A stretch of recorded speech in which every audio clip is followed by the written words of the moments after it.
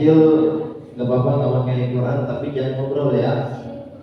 Kita baca dari surat.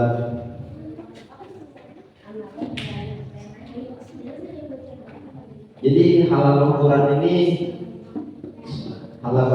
ini bergantian ya, bukan nama doang yang baca. Jadi keliling ya, keliling. Kalau misalkan nggak nyampe mikir, tapi nyampe sih kelilingnya ya.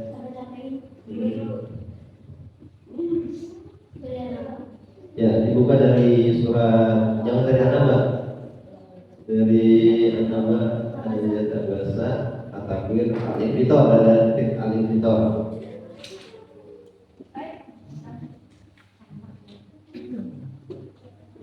Dari surat Al-Infitor.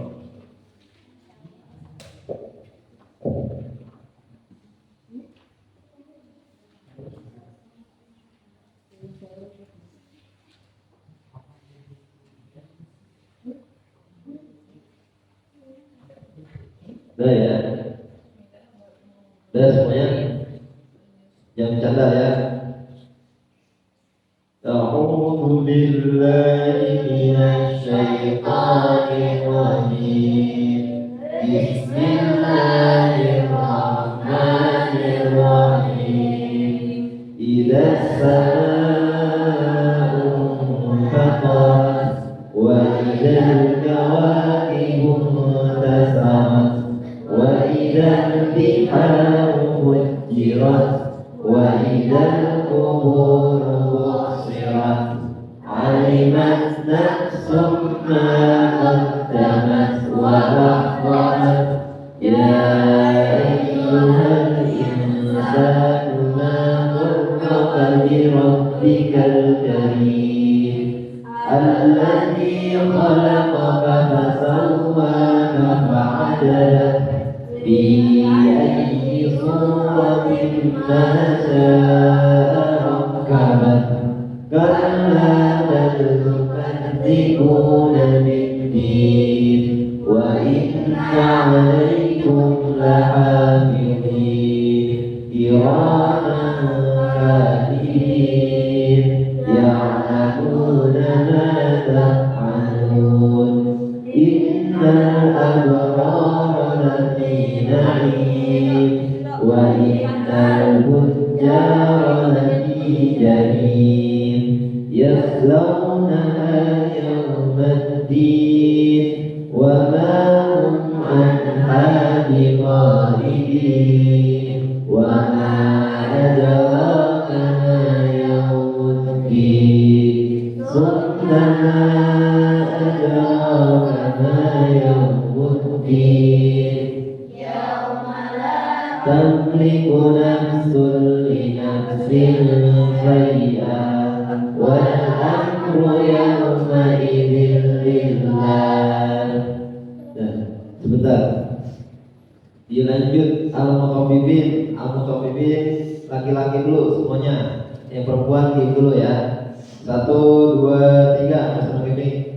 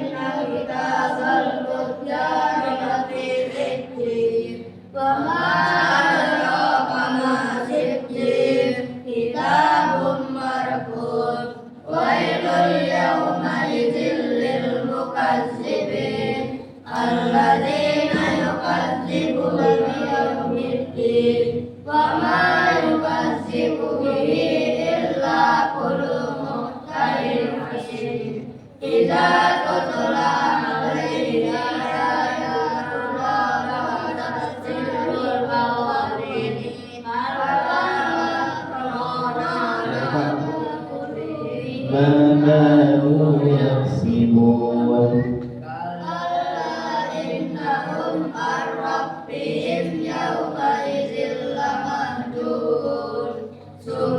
إنهم لصال الجحيم ثم يقال هذا الذي كنتم به تكذبون الأبرار لفي عليين وما أدراك ما عليون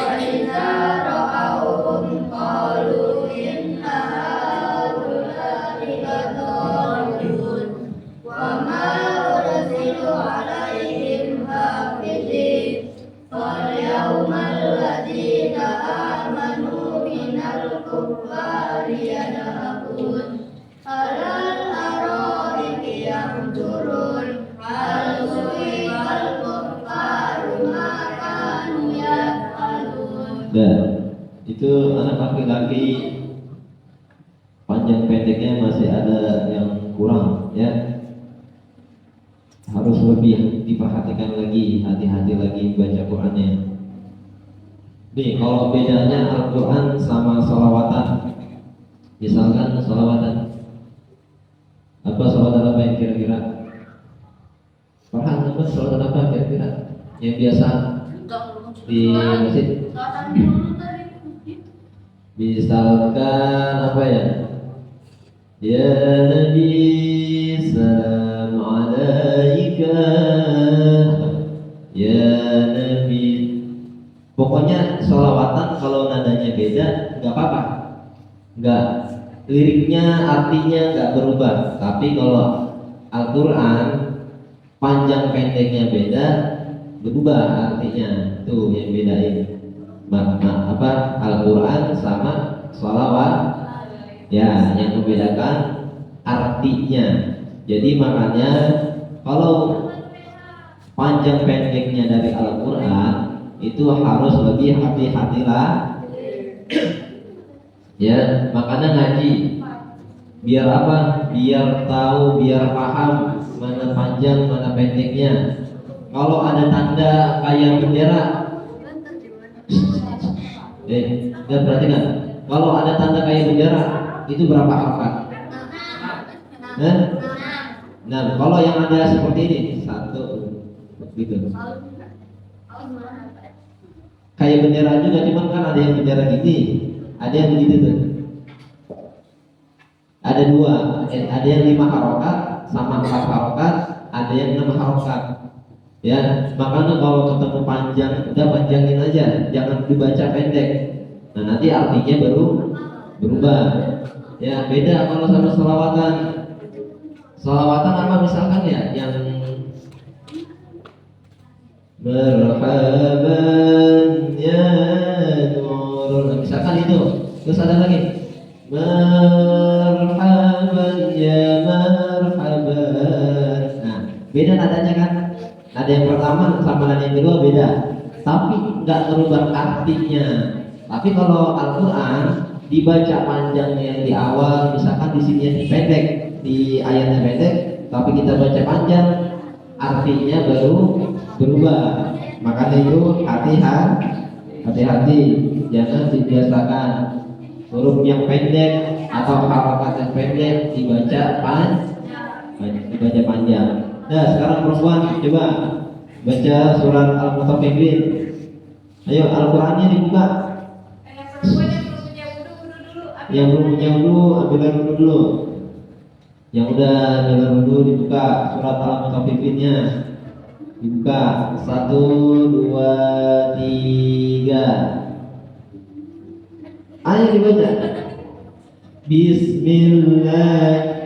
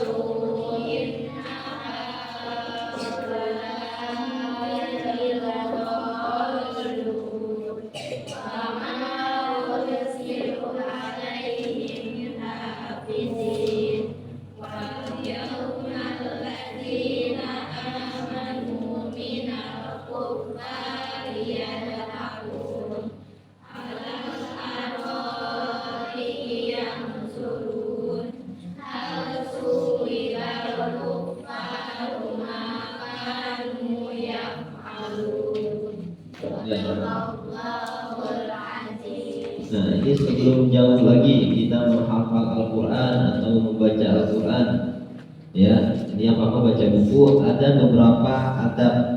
Adab itu apa? Ada yang tahu adab? Adab itu etika atau perilaku, ya. Kalian adab kepada orang tua bagaimana, adab kepada guru bagaimana. Nah, adab kepada Al-Quran juga ada aturannya, ya.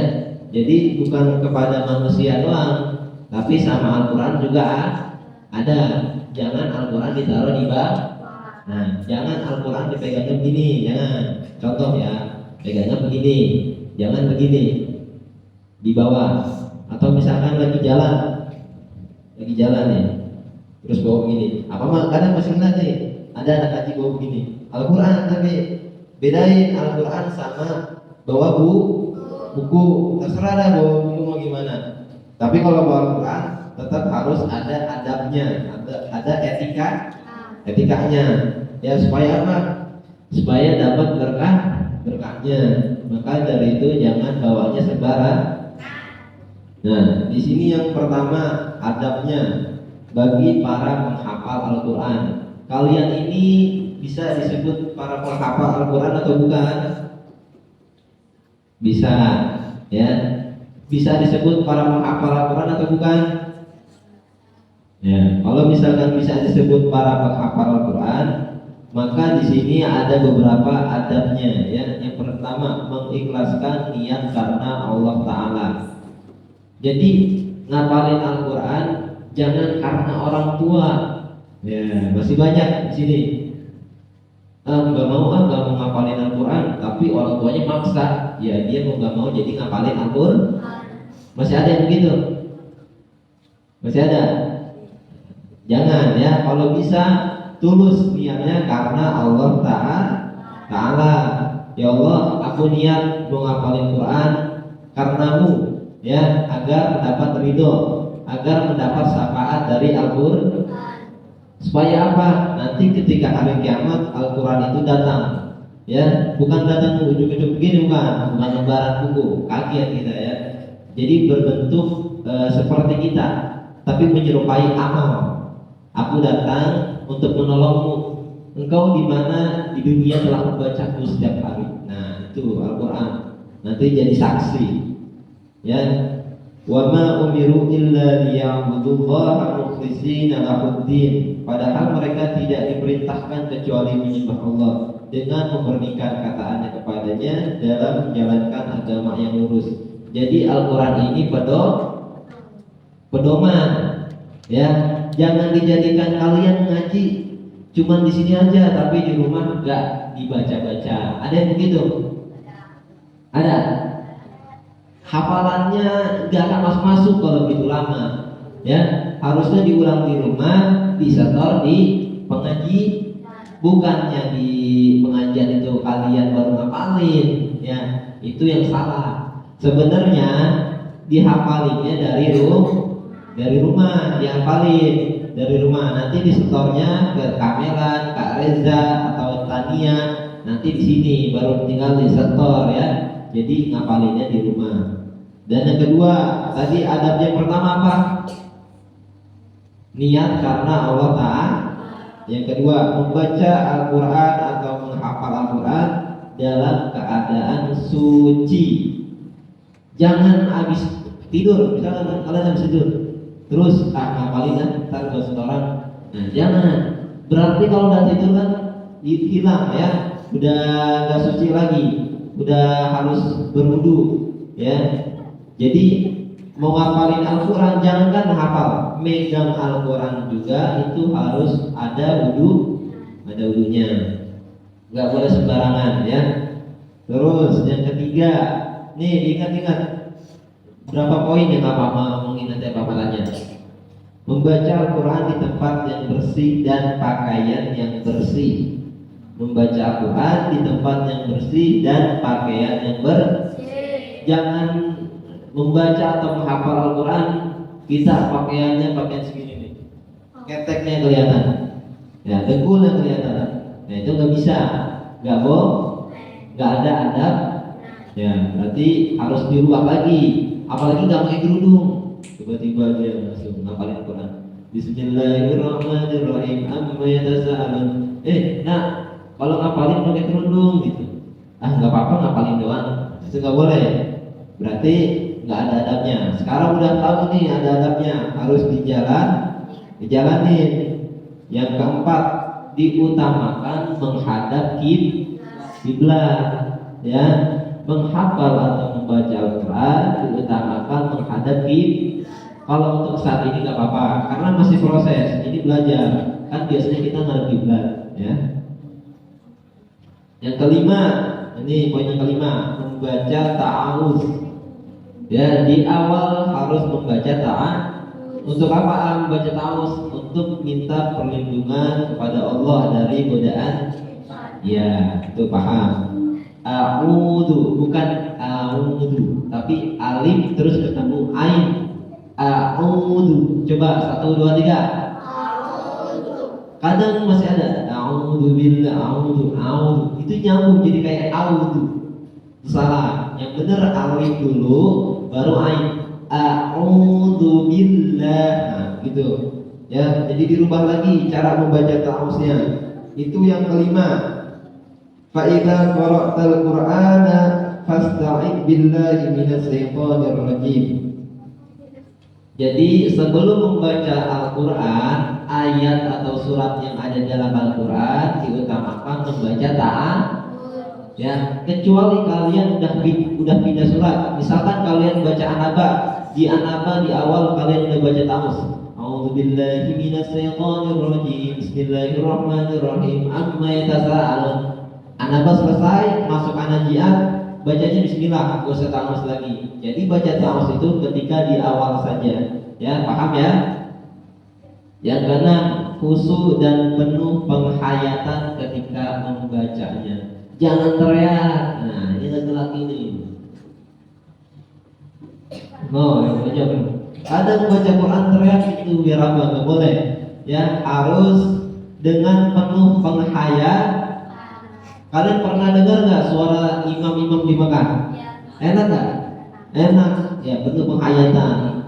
Kalau orang nggak pakai penuh penghayatan, siapa yang mau jadi makmum?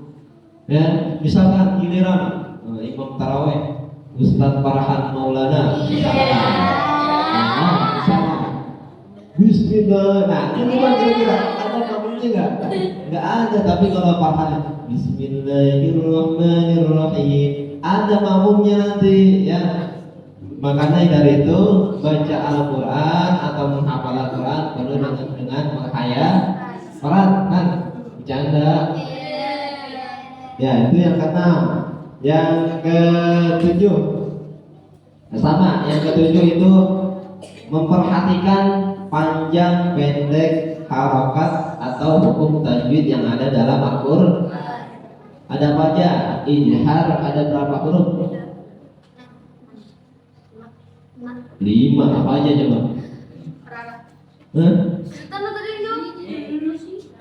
Coba ijhar berapa? Masa lupa ijhar? 7. Oke. 6. Ikhfa berapa? Iqlab. Idgham bila guna. Idgham biguna. Idgham biguna berapa? 4. Ya. Idgham itu terbagi menjadi 2. Ada bila guna, ada bigun. Ya, harus dibedakan. Kalau bila guna apa? Sultan. Bila guna apa? Hurufnya. Kan ini. Iya. Iya, lama maro. Biguna apa sabil? Idgham biguna. Nah, ini harus diulang-ulang lagi, bukan udah belajar nih. Ya, nun, mim, waw. Itu idgham bigun. Kalau ijhar apa jihad? Alif apa tadi? Alif.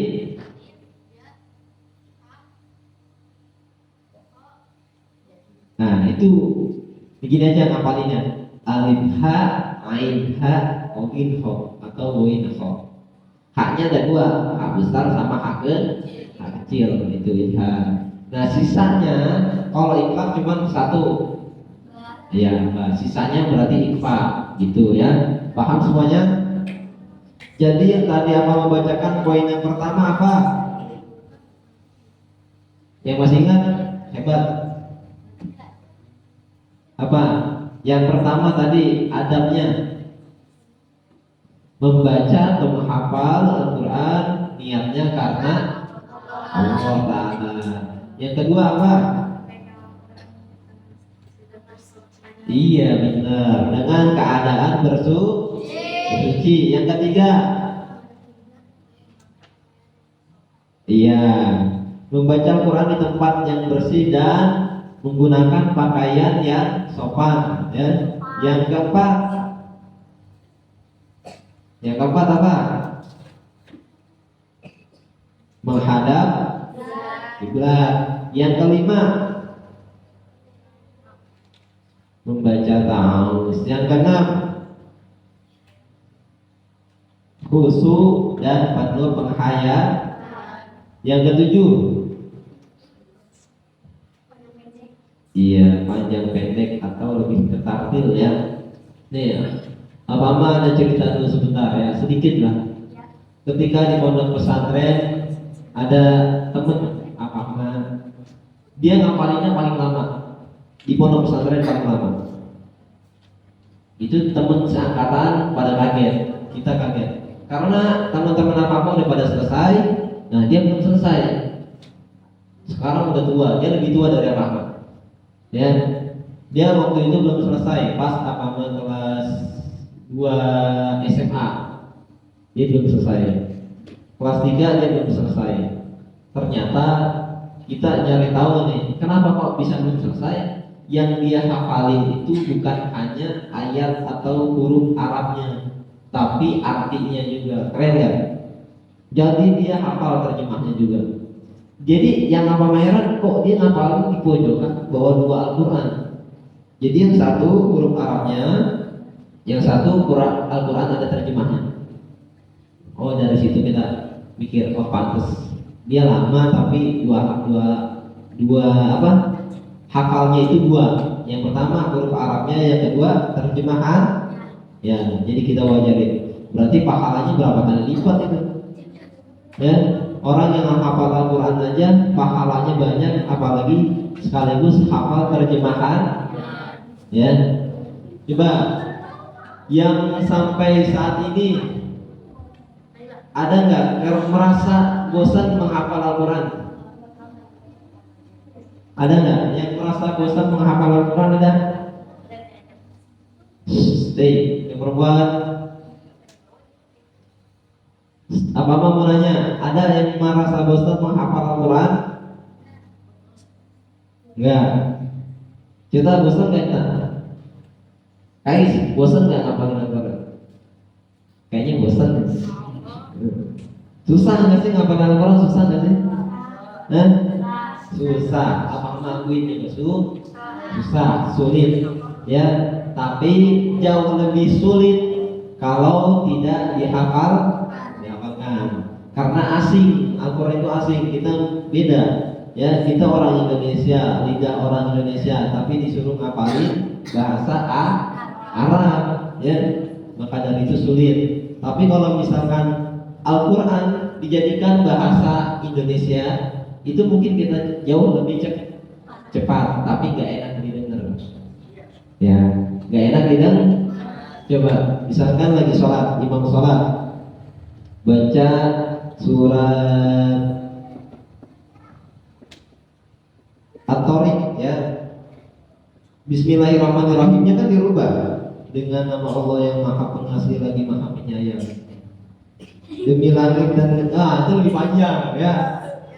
Demi langit dan yang datang pada malam hari, tahukah kamu apakah yang datang pada malam hari itu? Nah, jadi kayak tebak-tebakan kan. Tapi kalau pakai bahasa Arab itu jauh lebih enak didengar, ya, kayak imam-imam di Mekah. Ya, tadi apa udah jelasin adabnya dan apa jelaskan juga alakohnya.